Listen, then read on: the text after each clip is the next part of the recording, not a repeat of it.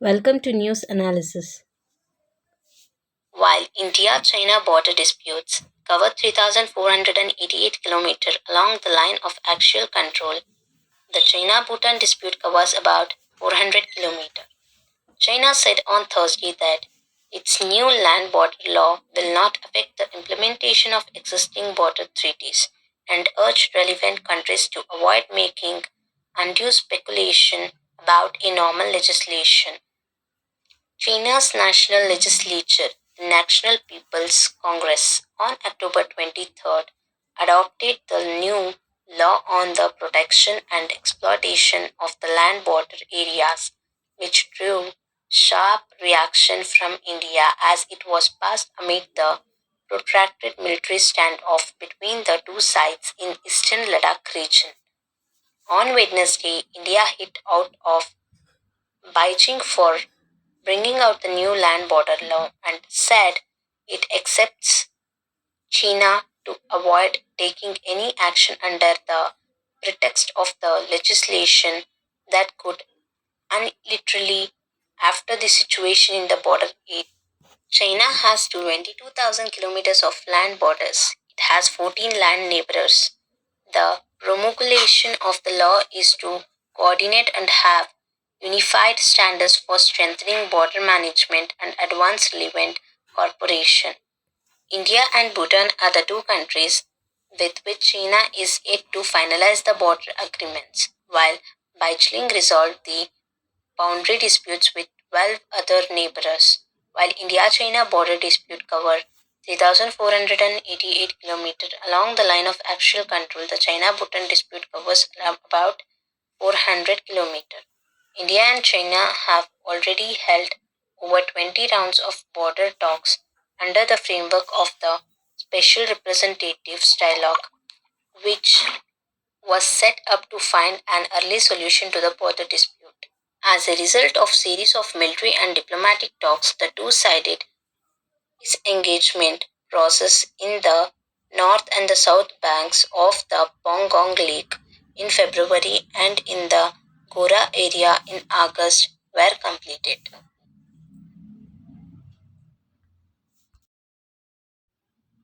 The Supreme Court on Thursday said the Supervisory Committee's view to maintain the Mullaperiyar Dam level at 139.5 feet till November 10 should be followed. A bench led by Justice A.M. Kanvilkar observed that the committee may review its opinion if the situation suddenly changes on the ground due to heavy rainfalls. The committee, represented by Additional Solicitor General Aishwarya Bharti, stated the dam was being monitoring on an hourly basis, and the court scheduled the next hearing on November 11 at 2 p.m. The Mullaperiyar Dam is 126-year-old composite gravity dam situated on an altitude of 2,890 feet above MSL on Western Ghats. Accounts more than 60% of the volume of the dam, which was constructed with the lime suraki concrete. Presently, the dam is in deteriorating condition due to its age. There would be an exponential increase in the water pressure and uplift pressure acting on the dam when the water level is raised from 136 feet to 142 feet. Earlier in the day, Kerala submitted a note in the court raising objections against the committee's recommendations on rules and curves. The panel was against any drastic changes in the water level at the dam. The state, in a note filed in the court, pointed to the prediction of heavy rainfall till October 31st. It had asked for a reduction in the dam's maximum level to 139 feet rather than the court approved 142 feet. It argued that the flood routing increase exercise has seen the level rising above 142 feet for more than 50 hours. Consequences of any failure of this dam may be bound beyond human imagination. Tamil Nadu could take several measures to keep the water at a safe level without reducing its supply water availability. Instead of utilizing the full overflow capacity of 2,735 cubic foot of water. At 137 feet, it was drawing only 2,200 cubic foot of water till 5 a.m. as on October 27. It could create additional storage at appropriate places. The capacity of the dam could be enhanced to store more water. The capacity of the existing tunnel could be enhanced or an additional tunnel constructed for drawing more water from the reservoir. Equity benchmark Sensex plunged 1,159 points on Thursday following an across the board sell off as monthly derivatives expired amid a weak trend in global markets. The 30 share index tanked 1,158.63 points and the border NSE Nifty plummeted 353.70 points or 1.94%. ITC was the top loser in the Sensex pack, trembling over 5%, followed by ICICI Bank, Kotak Bank, Axis Bank, SBI Bank, and HDFC Bank. On the other hand, IndusInd Bank, L&T Ultratech Cement, and Asian Paints were among the gainers.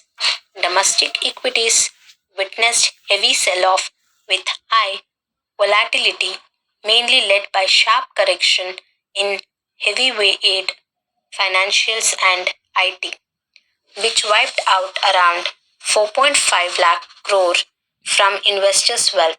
Stock exchanges in Europe were also trading in the red in mid-session deals. International oil benchmark Brent crude slipped 1.11% to $82.94 per barrel.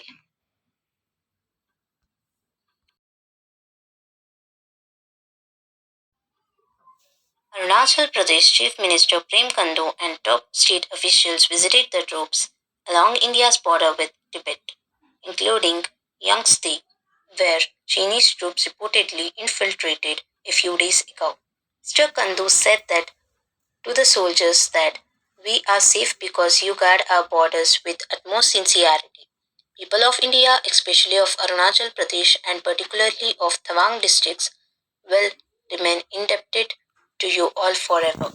Chief Minister visited after starting his 3-day trip on October 24 along with Chief Secretary Naresh Kumar and Planning Commissioner Prashant. He touched Sichung Maho and Tingbu villages along the borders. He also visited the Yangki 1 border outpost that hosts the Buddhist site of 108 waterfalls and a war memorial at Tulunga La. South Africa wicketkeeper de Kock asserted that Black Lives mattered to him due to his family background and not because of an international campaign. South African star de Kock on Thursday made himself available for his team's remaining matches of the T20 World Cup, saying he is fine taking it knee if it educates others, that he was deeply hurt at being called a racist for refusing to make the gesture earlier.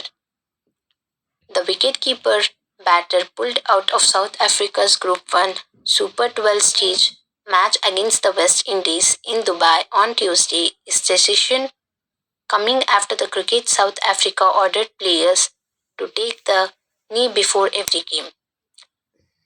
He said in the statement posted by CAC that I am deeply sorry for all the hurt, confusion, and anger that I have caused. I was quiet on this very important issue until now, but I feel I have to explain myself a little bit. He said that I was quiet on this very important issue until now, but I feel too I have to explain it myself a little bit. For those who don't know, I come from a mixed race family. My half sisters are colored and my stepmom is black. For me, black lives have mattered since I was born, not just because that there was an international movement. And at last, he said that I think those who know me know that I know I am not great with words, but have tried my best to explain how truly sorry I am for making like this is about me. It is not South Africa next to play Sri Lanka in Sharjah on Saturday. The Supreme Court on Thursday cleared the way for the National Testing Agency NTA to declare the results of the NEET undergraduation 2021 examination by staying a Bombay High Court decision to conduct fresh exams for two aspirants. The High Court had passed the order on a plea by the two students that they were handed question papers and answer sheets with different serial numbers in the examination. A bench led by the Justice L. Nageshwar Rao froze the High Court order allowing the NEET results to be declared. The bench said it would consider the case of the two students, including what could be done for them, in detail later. These students cannot be left in the lurch. The invigilator has accepted the mistake, noted Justice Rao. Solicitor General Tushar Mehta for the NTA said the confusion had happened in the case of total six students, of which only two had come to court. The remaining four wrote the exams and got good marks. Justice Rao said that there are 16 lakh students who are eagerly waiting for the result. We will see what we can do for those students. The NTA is ready to rectify and announce the results. And the court scheduled the case again on November 12 to examine in detail whether there is any relief that could possibly be granted for the two students.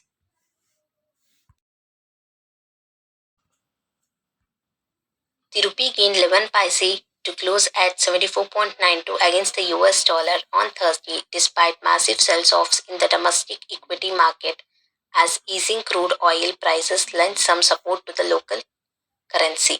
On Wednesday, the rupee has declined by 7 paise to close at 75.03 against the US currency.